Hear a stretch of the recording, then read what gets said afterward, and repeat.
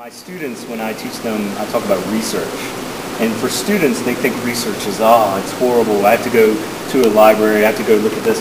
But you talked, in the conversations I saw the other day, you all talked about how you did research.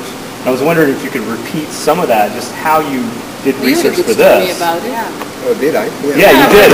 That's why I was bringing it up. I think of course, when we started research, we started reading books, like all the well-known books you have on the First World War.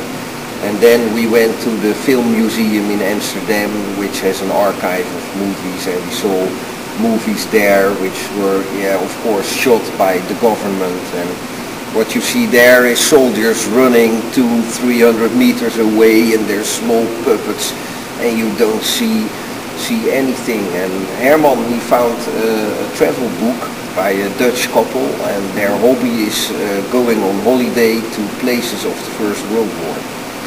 And even reading this travel book was so incredible that we said, well, we have to go there to get some idea. And we picked out some places we really wanted to see. We went 4 days, and well, the first day we went to Hill 104, and it was a small bar, and it had stereo pictures of the First World War, which were installed there after the First World War. Well, you had to pay with old coins as well, because new coins didn't work. Explain what stereo pictures are. Yeah, stereo pictures. It is an image where you see an image in 3 dimensions, so you really see depth.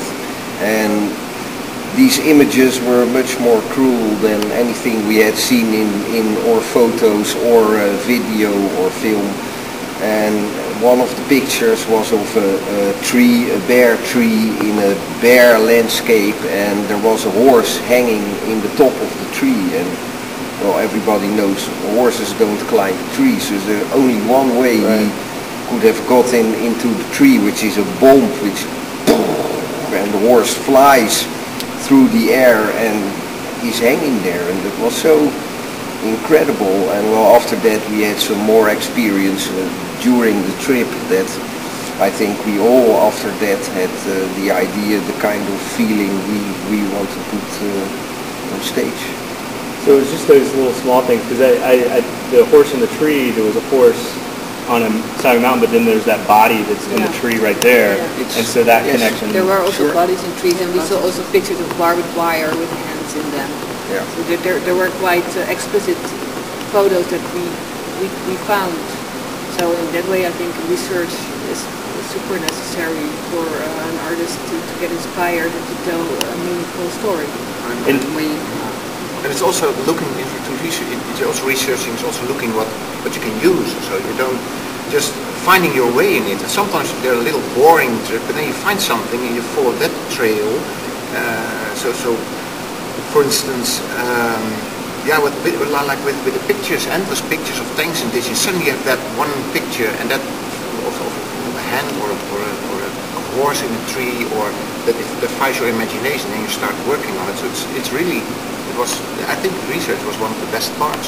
Yeah. Oh, really? For me, research is a bit more difficult because my thing is sound. And then you have to really, where do I find old recordings and how would a tank sound in that time? So that's kind of different search than normally with text. You would have text research and picture research. But you have fun doing it. Yes, I really have fun doing it, because the last song used in the performance, it's a soldier, it's recorded in 1918 after the war ended. So it's not something made, but it's original, and that's like Herman tells. Suddenly you find something and you think, whoa, this is really great.